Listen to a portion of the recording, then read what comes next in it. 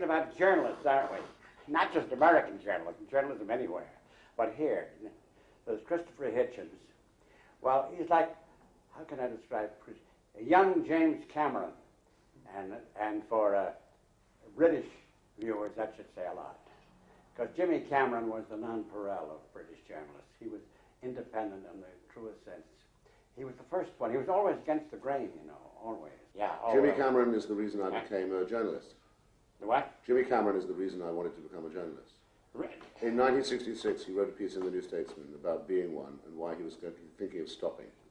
But it said all the things he'd done while being a journalist. It said, you know, I've sat with Ho Chi Minh and I was deported from South Africa and I was there listening to Nehru at midnight when India became a free country. And he said, and I've also swum in all the 5 oceans and fucked on all 5 continents. And I thought, works for me. I mean, I think it might possibly be a career path here. In any event, this is James Cameron, and I think in Christopher Hitchens we have there's continuity involved here. There's certain channels that we can pursue and sail through, narrower channels, channels of journalists we bank on. To say the emperor has no clothes, or if he does, he's a pretty obscene guy anyway. So in a way, that's Christopher Hitchens, and Christopher Hitchens is in that tradition, so of course I'm delighted to always run into him. Now I'm embarrassed. Yeah.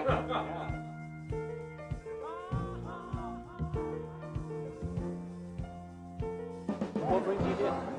What? What brings you here? The White House Correspondents' Dinner. What's your interest in it? Huh? Why are you interested in it? I come every year, man. Get Is that a microphone you got over there? Sorry? Is that a microphone? Yes, indeed. Yeah, I'm from Channel 4. It's a cool one, man. This is Versace. And who did your hair? Actually, I did my hair. And who are you against them this year? I'm with People Magazine. And I thank them very much for inviting me. It should be a wonderful event. She's on Ally McBeal, but Alan McBeal. What's the fascination between Hollywood and Washington? Why are so many stars coming to this White House dinner? I guess it's power, baby. And entertainment. All in one. All in one. Saxon Scandal, there you go. That's the thing. That sells the tickets, right? To those who make the media, plain people just like me, but who with tools of pen and image leads society. The world is standing at a threshold that you can see us through. And I cannot help but think of all the good that you could do. And I need to know, I need to know. In May 1999, while NATO planes were bombing Belgrade, Christopher Hitchens, a British journalist, was touring his latest book around the States. The target of his poison pen was the American president. The title of his book, No One Left to Lie To, The Triangulations of William Jefferson Clinton. Unusually for a left-winger, Hitchens attacked Clinton not just for his warmongering and shafting the poor, but for Clinton's sex life, which Hitchens saw as part and parcel of the president's public corruption. This is a story of American political culture, American media culture, and one stubborn, arrogant Brit who bulldozes through it all. Hitchens started his tour in his hometown of Washington. At an annual dinner which he hates, being feted by right-wing demonstrators who, until he turned on Clinton, would have hated him. Bad food and groveling, a lousy combination. Well, but I'm going to give out some leaflets. Oh, please do. Please do. This is my one and only success other than the right-winged... oh, someone's shouting my name through a loud hailer. Oh. They love you. They're shouting White House Pimp Corps. What? Pimp Corps. Stop the madness! Stop the madness! You're going in the wrong area. It's a bit more subtle than that. My love, you're going in the wrong area. Yeah, oh, okay.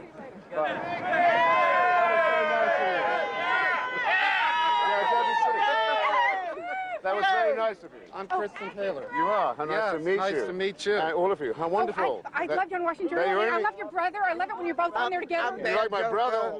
Yeah. You must learn to discriminate. Walk out. Don't honor this. It's enough. Sorry, Walk sir. out. Thanks for coming over. It's so great that you exist is so wonderful. That you exist, that you You're great exist. with nothingness and with punctuates nastiness. I feel like this is terrible. I feel like I'm some cunt running for office. Hey, Are you? Yeah. In the office, the only honest journalist in Washington. Thank you very much. It was a pleasure. In Dallas, Mr. Hitchens. He's our hero! Not just a duty. A pleasure. A pleasure. Hip hip hooray! Hip hip hooray! Hip hip hooray! This is kind of try men's souls. We have Tonight, you know, at the radio TV correspondence dinner, which I wouldn't go to, even though he asked me to, the president got a standing ovation when he came in, just for coming in, from the press. He got a standing ovation when he gave up to give his nothing speech, and he got a standing ovation when he sat down having given a nothing speech, and nobody said a fucking word. So I apologize that I'm going to this. I kind of have to. This is the last time. No, because if I don't go, people will say I funked it. If I don't come, then people will say I was avoiding combat. So I decided I have to do it. It's my last year. Carry the fight forward. It's my last year. This is stuff you wanted printed out. That's fantastic. Thank you. A whole bunch of kind of stuff. Well, no, it's a privilege. Right. It's a privilege. Yeah, fight the good fight, Chris. Really do. outstanding. Well, isn't it wonderful when all the questioners, all the hostile ones are incoherent? I want to thank you for everything you've done. Oh, hey, thank you. Thank you for saying so. It's nothing but a pleasure. On behalf of every good American It's an honor. who wishes to live in a free country It is an honor. instead of a dictatorship, which is what we're moving towards. As you know, Mr. Franklin said, What's that? a republic if you can keep it. A republic if you can keep it. The free republic. The free republic. The free republic. Thank you, Chris. Thank you, Chris. Thank you, Chris! Thank you, Chris! Thank you, Chris! Thank you, Chris! Thank you, Chris! Christopher Hitchens, a patriot. Have a leaflet. This is the London Times. Good evening. Good God, how wonderful. How you doing? Don't tell me you came for this. No, we're here now. What did you You're living here. Left a message for you. No, not a word. Honestly, I'm terribly sorry. No, ages ago. No, we moved about a month ago.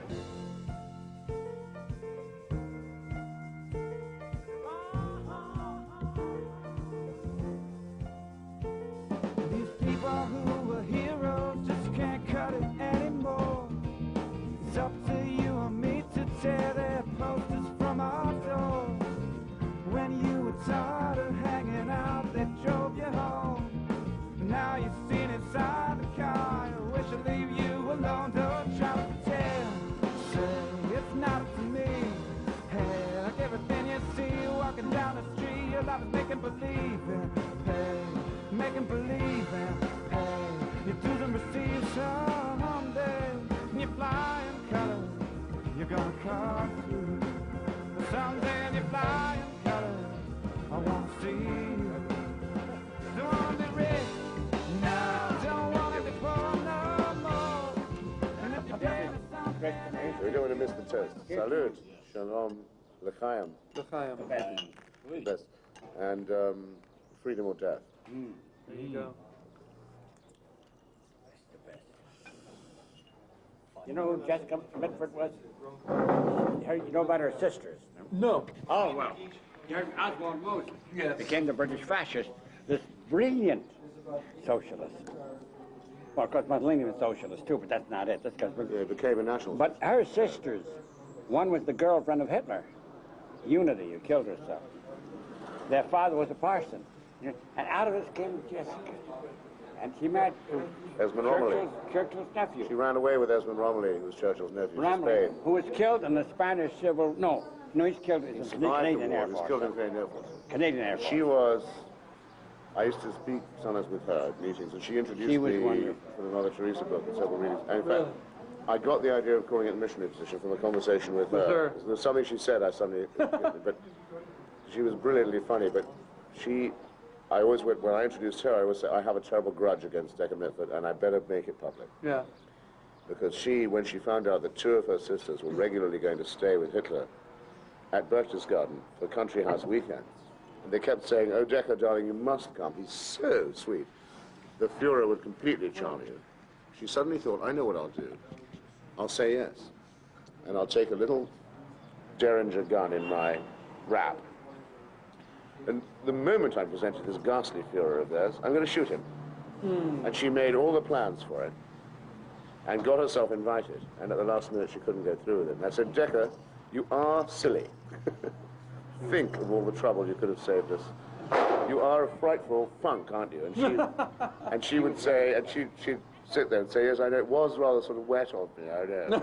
I like that. The annual Project Censored Award ceremony in New York brings together some of the finest dissident journalists in America. They're constantly reminding the American public of the evils of multinational corporations and of injustices being perpetrated far away from American TV screens in East Timor, Nigeria, and the suburbs of Washington, D.C. They don't care much for Clinton, but they care even less for Kenneth Starr. Clinton is part of the machine that is Democrats, Republicans, it doesn't matter. It's all one establishment block of government that's corporations and all that. And people might have a fantasy that Clinton can be a better alternative than, say, Bush. You know, incrementally it may be true, and we try to stay optimistic as much as possible, but as far as, you know, harassing Clinton about his sex life or something like that is total smokescreen, and you know, we'd be better off, you know, harassing Clinton for his, you know, warmongering or something like that than his, you know, drop trow. Not once, but 3 times last year, Bill Clinton ordered the use of cruise missiles against remote and unpopular countries. On each occasion, the dispatch of the missiles coincided with bad moments in the calendar of his long and unsuccessful struggle to avoid impeachment. No one needs to die of meningitis, but in Sudan people still are, because the definition of underdevelopment is a country that has only one of everything: 1 airport, 1 radio station, 1 pharmaceutical plant. And that plant in Sudan was blown up by Mr. Clinton to save his face. The face, this face to be precise. Is there only a Hollywood link between Clinton's carnality and Clinton's carnage?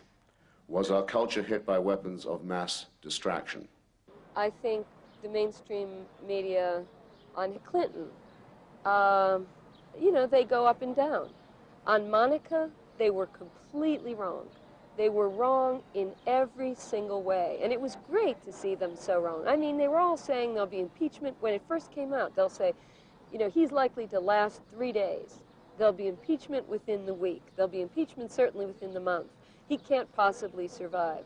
The country won't stand it. If the country finds out he lies, they'll never tolerate it. America is a family values, moralistic kind of place. There's no room for adultery. There's no room for sex in the office.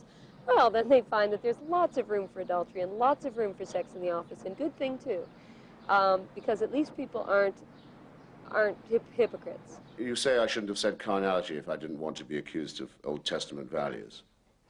I said, is the carnality related to the carnage? That's all. The word, the common Latin cognate root is carne, flesh, that's all. What kind of fleshliness was the president engaged in? And I was arguing with those who say we should care about his bombing strangers and not about him humping comfort women on the staff. As to the respective filth of one's emissions, I mean, Lewinsky had to be persuaded not to take it to the laundry, which I think means she thought it was dirty. But I will say, I will put myself in the right-wing camp to this extent. I have never met Linda Tripp. I've often been compared to with her. And we have apparently the same difficulty in attracting male suitors. This is what you get for stirring me up, by the way. But I will say I cannot thank her enough. I cannot thank her. I think everyone in this room is enormously in her debt for persuading Lewinsky to keep that dress, because if she had not, everyone in this room would at least have heard, and more than half of you would believe, that Miss Lewinsky was a blackmailing hussy and a minx and a psycho and a stalker, which was the line they were putting out on her, with your money, on your dime, in government time to do what they've done to so many women before, to defame them, to cheapen them, to trample on them, to destroy their reputations, and to secure their perjury. And yes, I'm afraid you would have believed it, and I might have believed it myself. And thanks to the vile jizz, we're in the clear. While Hitchens was in LA, a news story hit the fan. Salih Idris, the owner of the Sudanese pharmaceutical plant which Clinton had destroyed, was suing the American government. The Treasury Department yesterday and the Defense Department yesterday came into open court in Washington and said, we drop it. We no longer say that the owner of that factory that Mr. Clinton blew up in Sudan last August is a terrorist. We no longer say his factory made nerve gas. We admit it made only pharmaceuticals for the poor of Sudan, who have been dying every day up to today ever since that factory was blown up. We no longer say that the factory was owned by Mr. Osama bin Laden. We no longer make any of these claims. We give it up. And it got on page A18 of the San Francisco Chronicle yesterday. I don't know where it was on the LA Times. Nowhere at all. No. Surprised me. Every single claim they made. And I had to face them every day because I've been writing it since August last year. I said, Mr. Clinton blew that factory up, didn't he? He didn't consult the Joint Chiefs, did he? He wouldn't even ask the CIA, would he? That's not very often. Or the FBI, or Congress, or the National Security Council, or anyone at all, because it was a piece of presidential caprice. You take every other explanation, right down to why he didn't give the Sudanese any warning. We have diplomatic relations with Sudan. It's a sovereign country. You can't just drop cruise missiles into a poor and unpopular country, even if it is in Africa, just like that. And you're left with only one thing, which is that Monica Lewinsky was going back to the grand jury that day. Wag the dog, right? Wag the dog. Just before the Lewinsky affair became public, in January 1998, there was a New York pre-screening party for Barry Levinson's movie Wag the Dog, written by Hilary Hankin and David Mamet. By depicting a phony president starting a phony war in order to distract attention from his filthy lunge at a beret-wearing cupcake, this film became the political and celluloid equivalent of a Clintonian roman à clef. So it's for you to decide, as voters, taxpayers, citizens, whatever you might be, whether you think that cost is worth that face, because what I've been trying to say for some time now is that it's not worth it, and that anyone who would consider even risking the life of a child to save that face, or to save you the trauma that you all wanted to be spared of having such a person removed from office, is taking a grave moral risk that they're not really entitled to take. So my quarrel really is with you, as far as you constitute the public opinion that saved that face, okay? Clinton was elected with a large majority. Most of the liberals in America, self-described liberals, if such a thing still exists, support Clinton. When you go and call him a scumbag, and you poison the debate so that you sound almost like the extreme right, even if you're not, I think that you estrange your perspective from the perspectives of a lot of people who need to be challenged in being uncritically supportive of Clinton. Could it be there's a reptile in the nest? Could it be that it's really true that as President of the United States, leader of the free world, Chief Magistrate, Commander-in-Chief, occupant of the Oval Office, there is a rapist, a serial rapist, a war criminal and a psychopathic liar. The fact that Mr. Clinton had a sex life that was entirely in tune with being a war criminal, a psychopathic liar, and now, as we know, a serial rapist, made them think, well, surely this is a private matter and just a matter of identity politics, really. I mean, everyone's got to do something. He does serial rape. This is a mistake. I wrote my book, it's a pamphlet, really, in argument against this naive view, and I haven't had to take anything back. I stand before you as someone who's been proved right, who isn't ashamed to say so, who was correct when everyone else was incorrect. And who has no intention of not milking the fact. But I think Hitchens' anger sometimes has overtaken him. His frustration, I think, by living in Washington and being exposed to that environment has produced a very harsh reaction, a counter reaction to it. And it just shows, if you work in a whorehouse, you're going to get fucked.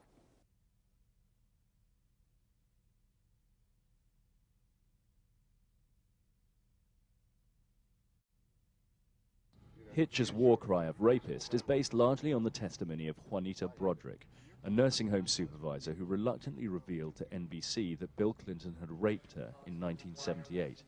There isn't the remotest possibility, in my opinion, that Juanita Broderick is not telling the truth. Some people are content to say, well, it's not provable, and anyway, it's her word against his. Her story was known to a very small group of people, one of whom attempted to make it public a long time ago over her objections. She didn't want to revisit the subject. Who gave her own testimony only when it was going to be, when it was plain to her that others would tell her story, were telling it, and if it was to be told properly, it should be told by her. So that's the thing about her word, right? No motive to lie. Okay, so that's her word. What's his word? He hasn't said anything. Right? He refuses to say anything. Many people think he's denied it. Hasn't denied it. When asked, which is not very often, he has referred people to a complete hack lawyer called David Kendall, who didn't know him that year. And as far as I know, has never been to Arkansas. The statement made by Mr. Kendall reads as follows. There's no truth in the accusation that the president physically assaulted Juanita Broderick. Why do they say physically assaulted her, right? The charge is not he smacked her around or got impatient with her and gave her maybe a love tap. The charge is that he bit her till she lay still and then fucked her, which she didn't want him to do, which is rape, right? Furthermore, Mr. Clinton was Attorney General of Arkansas in that year, and it is quite possible for him to say where he was that day. The records are pretty good. Well, could you have been there? NBC asked him, Mr. President, were you in Little Rock even that day?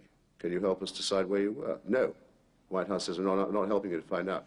NBC has a lot of resources. They found out he could easily have been where she said he was that day. If you will consult, I think it's page 234 of Roger Morris's book, Partners in Power, Roger Morris, formerly of the National Security Council, you'll find an account, it's bodyguarded by anonymity, but I know who she is, of a woman describing exactly the same method of operation, being bitten until she cooperated. And I think I know of at least one other who can make the same claim. And NBC did a very good job. It's just that when they'd done the interview with her, and they realized, good God, everything she says checks out. Every single thing. They thought, now what are we going to do? Because there's an impeachment trial going on. If we show it now, we've got a real story on our hands. Well, believe you me, you may think that the mass media is only interested in ratings and sensation and profit, but that's not true. They are very interested in those things, but they're much more interested in safeguarding the political consensus. And political consensus would have been shattered by NBC airing a rape allegation against a sitting president during his trial. So it was aired after the trial was over. We live in a society where consensus is considered very high, in fact, the highest value. And if you wanted to be part of the consensus, then you had to say that sex was consensual too. Otherwise, you were an extremist and a marginal person, as I stand before you. The notion that there's a cloying consensus between Republicans and Democrats, Tories and Labour, on most of the substantial issues of modern politics. In LA, Hitch had loud competition from a follower of Lyndon LaRouche, a neo-fascist cult leader who believes that the British Crown, in association with assorted Jews and communists, is the source of all evil. The question about Mr. Clinton is my subject for the evening, can we have one speaker at a time? I mean, I'm willing to. No, okay, I don't mind actually. We can have a debate. Steve and I remember when rallies were unstructured, and we still have some moves left in us, in case you wonder. You speak, we can hear him all the time, so. Yeah, we don't have to hear LaRouche again. If it's LaRouche, then. Fearless leader, Lynn. Yes. Go ahead. Well. Either you shut up or we get you out, okay? 911. I already called the cops with this guy, so he's just 911 right here. Look, it would be a sad day in America if you needed the police to deal with a bedraggled member of a Nazi cult organization. Surely, it seemed to me that would be some kind of defeat. When Mr. Ronald Reagan used to borrow bad lines from crap movies, usually involving the worst sort of sex and the nastier kind of violence, everybody knew when to laugh and how, and were very consensual with one another about that. But when it actually happens that you get a Stanley Kubrick president who will use phallocratic cruise missiles really to solve his court calendar and to clear the decks of his nasty harassment cases and what goes with them, there wasn't a single liberal in the country who knew how to say a goddamn fucking word. And that's what I'm facing you with. You all know how to laugh at the people. And what are you doing for them? What are you doing for them by your silence? Did the Nation say anything about Clinton doing this? Not a squeak. Did the New Yorker, did the New Republic, did Dissent, did the New York Times op-ed page? No, I know they didn't. That would be true even if various paranoid nutcases had tried to chime in when it was too late. Because not even that would save the credit of liberalism, would it? And I'm sure that's not your purpose, sir, so you might as well keep your place. Or look like more of a damn fool than you do already. He thinks his timing is so great. Woof.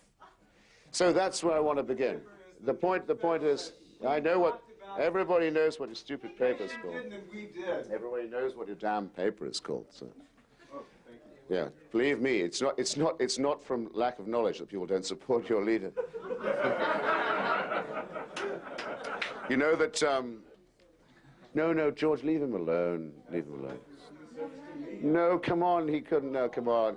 I wouldn't piss on him if he was on fire. Come on. Come on, leave him alone, leave him alone. Officer.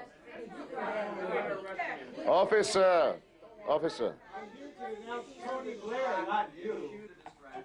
You should be denouncing Tony Blair with every... Officer, he's observing the rule.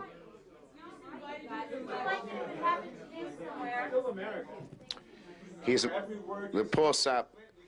Actually, one more thing out of you, and I won't call the police, I wouldn't do that. I'll take you out myself, okay? And if you don't believe me, try me. Go on, try me. All right, that's it. Come out with me now. Come out with me now, or hold your fucking peace. Keep your mouth shut. We need the police to leave.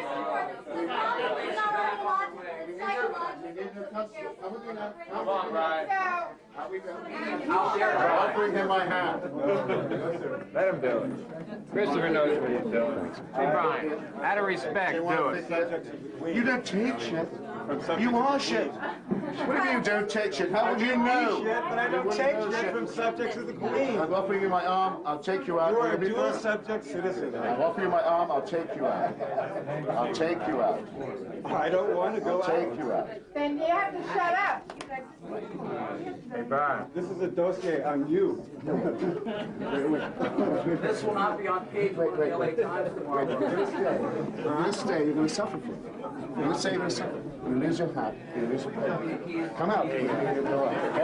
Get up for a minute. Brian, you know me, right? Yes, sir. Let's go outside for a breath of fresh air. Let them talk. Let them talk to him. Let them always talk to him. I tried to be funny. I tried to be funny. I love hecklers. There has to be one at every meeting. It's awful what we do. All right, I'm not going to be dragged out. Okay, and now you know, I offered him my arm. Can I have my hat? Take my arm or we'll go. Took my hat. You'll go for the tops. You'll go for the tops. You're a worthless jerk. If you had any courage, you wouldn't go for the tops. Have a good night, sir. Okay, you're a worthless, cowardly jerk. Yeah. You wouldn't take my arm to go out, and you'll go like a lamb with the tops. You're a fucking jerk. You're useless. You don't count. What? Imagine that this guy thinks he's revolutionary. Like a lamb top.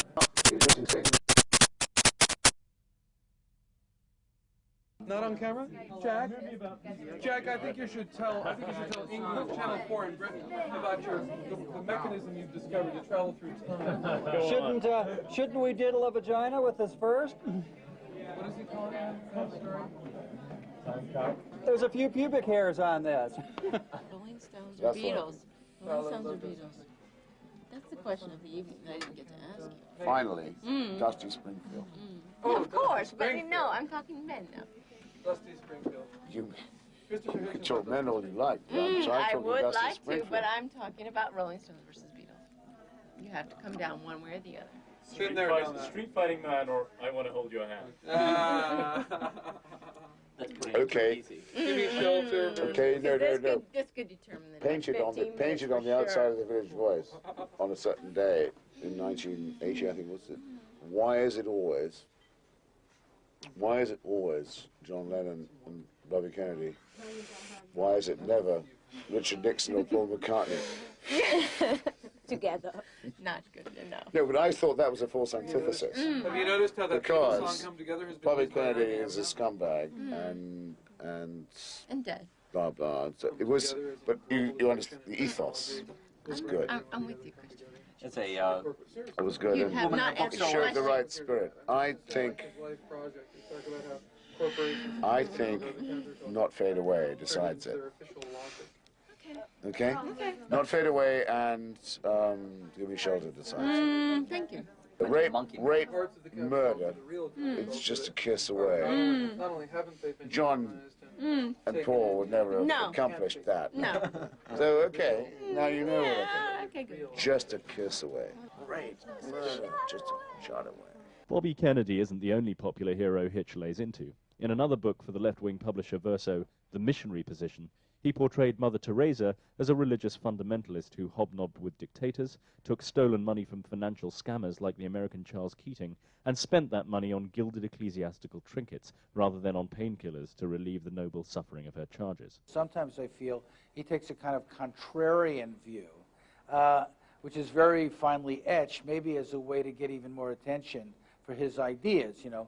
Everybody loves Mother Teresa, he hates her. Everybody is into the Dalai Lama, he's, you know, critiquing the Dalai Lama. People are, for Clinton, he's against Clinton. It's hardly a new act. I think it has more currency because of the elegant accent and that tone of condescension that people respond to. They love feeling put down. My book is written as an attack on you, which is why I hope you will buy it at fine bookstores everywhere. And pass it on to your rotten families and your compromising friends. Is it simply an iconoclastic voice that basically says, fuck you, to everyone? You know, I'm right. And that can lead to a lot of self-righteousness. You know, people in the women's movement are very suspicious, if you will, about Christopher's flip stance sometimes. I don't think that he's a, sexist pig, but I don't think he's always as sensitive as he might be to the concerns of his colleagues. I don't find Hitchens' politics particularly left, particularly enlightening, particularly original. I mean, he seems to make a career out of knocking women. I mean, what he said about Mother Teresa is hardly original. We all knew that she was a stooge of Charles Keating. I mean, she testified at his trial, for God's sakes. One week he's describing Princess Diana as the most dim-witted of the royals, and then a couple of weeks later he's talking about what a great Republican she was. I think Hitchens regards Clinton as an honorary woman, and so they then come into that category. I don't think he sees him as a fully male, but as a sort of feminized male in some way.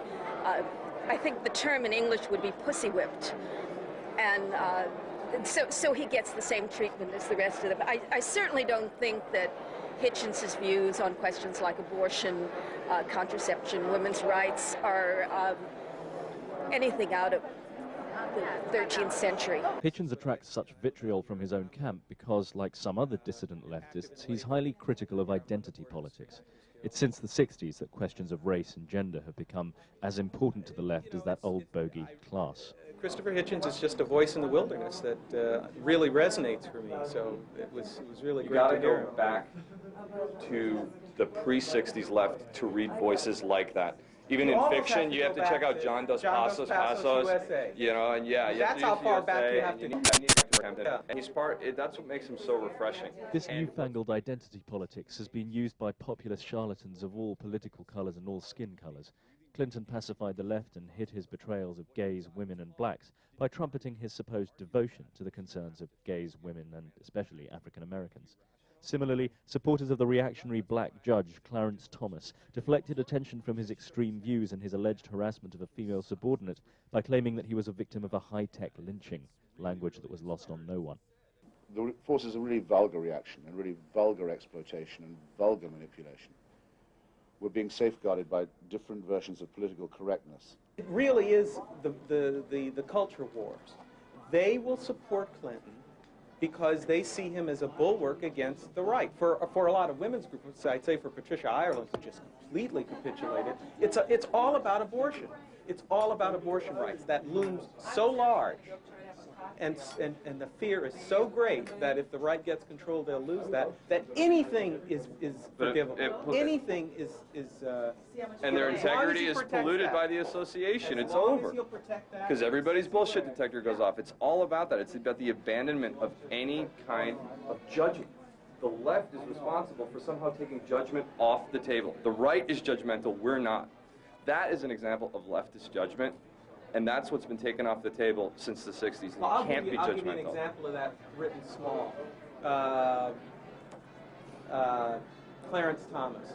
The most qualified candidate the for left the job. and the black community put him in there because what they gave him the can't cover. judge him. You can't judge him. Because when the shit got thick and the professor got on the stand, the conservative Democrats, and there were still a few that held the balance, looked to the southern black community, and they turned away. They blinked. They said, "He's a black man. He's a very black man," which was the key. Yeah. He's very black. He's African looking. Right? We support him. He can't really mean what he said. The legacy, he can't really it's that- mean and what he that wrote. is the legacy And I'm of the screaming, 60s left he in does action mean it right for there. crying out loud. He's bad for us. Don't support this guy. If you turn away from him, they've got no political cover. They will have to vote against him. Don't support him. They couldn't do it. They couldn't do it. They were so color struck that they had to support him. They put him in, not the right. The black community put him in because they wouldn't turn away from him. Identity politics can be done better by the extreme right. A point that's been proved in Yugoslavia as well, by the way, recently. And that's what, of course, the feminist movement has got for itself. The feminist movement, you know who I mean. Betty Friedan lives in my building. I see her every day. It's a shame. She shouldn't have ended up like this, as saying that Clinton's the victim of sexual McCarthyism. That's a pathetic end. That's a really dismal end.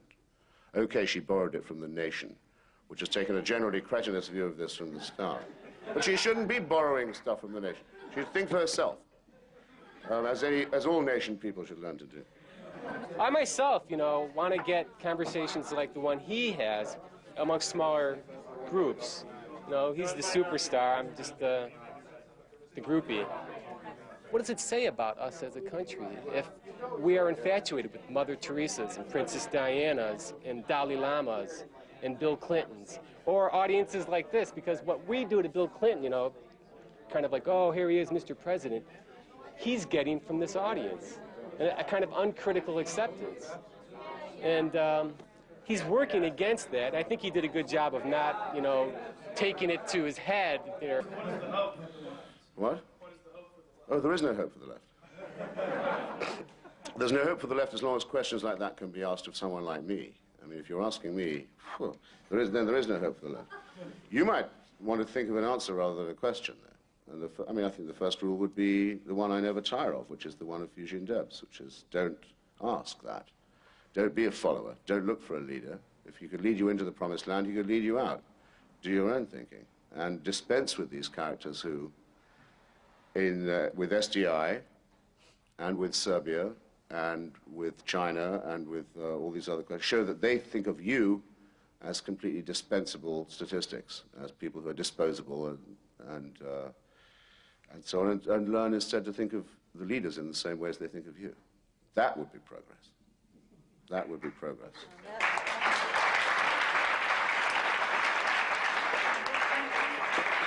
Are you conscious of something missing? Yeah, what's missing is I wish more of us were writing or putting together these stories ourselves, and we're a little less, I guess, passive in the construction of the stories. And that, there's nothing in this book that he hasn't written about elsewhere, and yet he